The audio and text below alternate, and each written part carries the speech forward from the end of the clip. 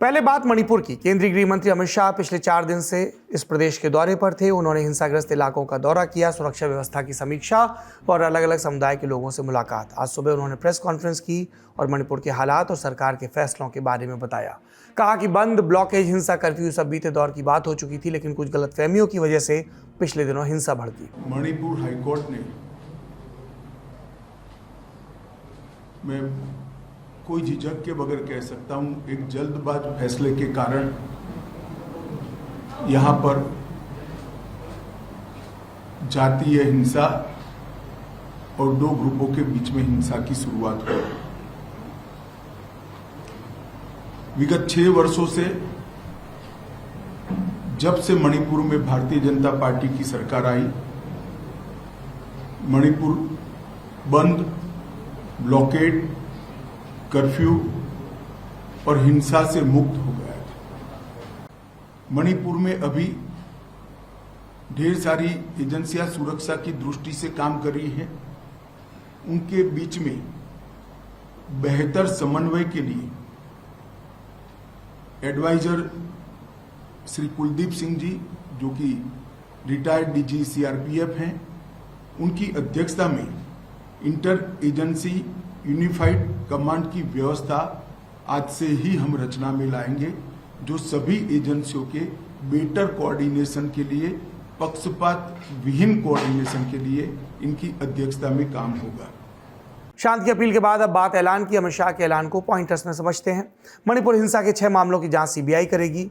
2 जून से search operation भी शुरू होगा। शाह ने कहा कि मैं मणिपुर के लोगों को विश्वास दिलाता हूं कि बिना किसी पक्षपात और भेदभाव के जांच होगी, दोषियों को सजा मिलेगी। दूसरा बिंदु, भारत सरकार की ओर से एक रिटायर्ड जज, हाईकोर्ट के चीफ जस्टिस स्तर के, इनकी अध्यक्षता में एक जुडिशियल कमीशन का गठन किया जाएगा, जो हिंसा के सभी पहलुओं और कारणों की जांच करेगा। तीसरा बिंदु, राज्यपाल की अध्यक्षता में शांति समिति का गठन। इसमें सभी पक्षों के लोग, राजनीतिक दलों के नेता और खिलाड़ी शामिल होंगे। चौथा बिंदु, जिन्होंने हिंसा में जान गंवाई, उनके परिजनों को 10-10 लाख की आर्थिक मदद, 5 लाख केंद्र और 5 लाख मणिपुर सरकार की तरफ से।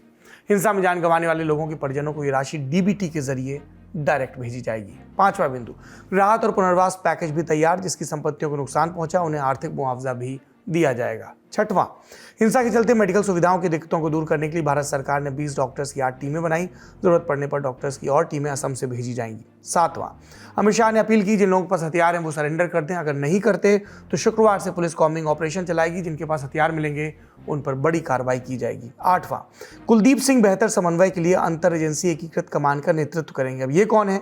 रिटायर्ड सीनियर आईपीएस ऑफिसर और सीआरपीएफ के पूर्व डीजी हैं कुलदीप सिंह। ये उन अधिकारियों में है जिन्हें राज्य में हिंसा की शुरुआत के तत्काल बाद मणिपुर भेजा गया था। इन ऐलानों के साथ ही अमित शाह दिल्ली लौट आए। इससे पहले अपनी 4 दिन की यात्रा के दौरान उन्होंने इम्फाल में राज्य और केंद्र सरकार के अधिकारियों और नेताओं के साथ बैठक तो की, साथ ही कुकी, मैतेई, नागा समुदाय के लोगों के साथ भी मैराथन बैठक की। इम्फाल के अलावा शाह ने हिंसा प्रभावित चूड़ाचंदपुर, मोरेह और कांगपोकपी का दौरा भी किया। 22 मैतेई समुदाय के संगठनों और अलग अलग पहाड़ी जिलों में 25 कुकी समुदाय के संगठनों से भी उनकी मुलाकात हुई। आपको बता दें, राजधानी इम्फाल और आसपास के जिले मैतेई बाहुल्य हैं, जबकि पहाड़ी इलाके जनजातीय। शाह ने दोनों समुदायों के लोगों के बीच राज्य के प्रति विश्वास बहाली के प्रयास किए, ताकि हिंसा और पलायन दोनों पर रोक लगाई जा सके। और यही वजह है कि उन्होंने दोनों समुदायों की प्रमुख हस्तियों, खिलाड़ियों, बुद्धिजीवियों, 11 पार्टियों के नेताओं, सिविल सोसाइटी के लोगों, रिटायर्ड सैन्य अधिकारियों, महिला और युवा संगठनों के लोगों से मुलाकात की।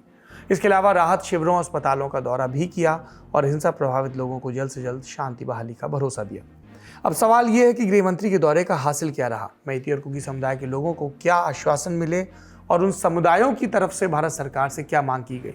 इनका जवाब समझने के लिए हमने बात की ग्राउंड पर मौजूद पत्रकारों से। इस वक्त गृह मंत्री से कोई आश्वासन मिलता हुआ दिख नहीं रहा है, क्योंकि जो सिचुएशन है वो बहुत ही वॉलेटाइल सिचुएशन हो रखा है। और सबसे पहले जो जरूरी है वो है कॉन्फिडेंस बिल्डिंग मेजर्स इन 2 गुटों के बीच में।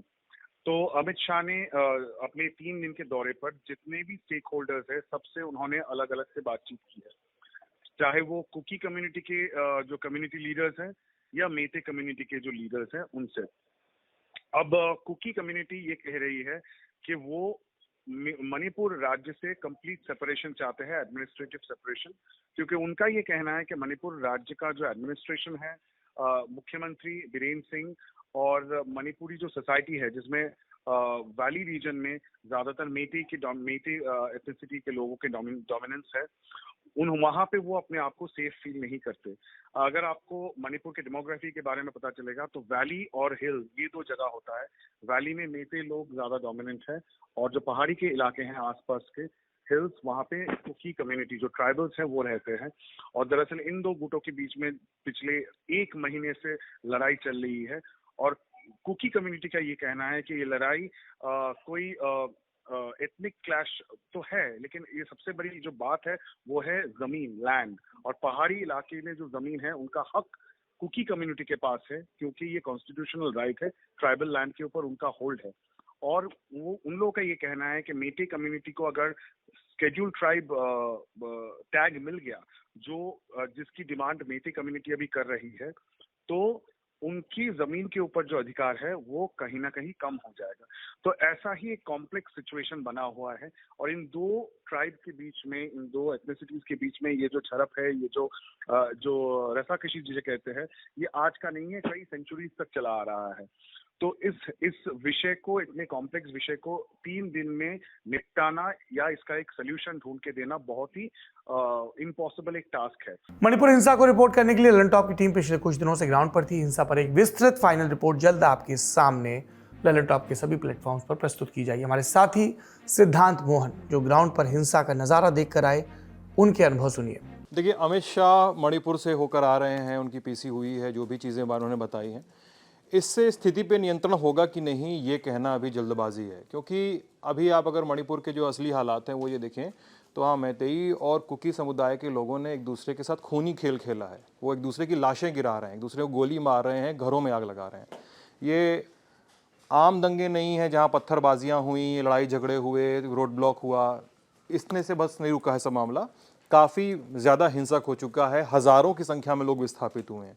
अब तो जो लोग सवाल ये पूछते हैं कि नॉर्मलसी आ गई, मान लीजिए आर्म फोर्सेस के डर में, पुलिस के डर में, प्रशासन के डर में, तो क्या मैतेई और कुकी समुदाय, जिनका पिछला भी इतिहास रहा है दूसरे समुदायों से झगड़ा करने का, नगा कुकी क्लैश और मैतेई पंगाल का क्लैश, तो ये दोनों समुदाय क्या एक दूसरे के साथ रह पाएंगे, ये सवाल है।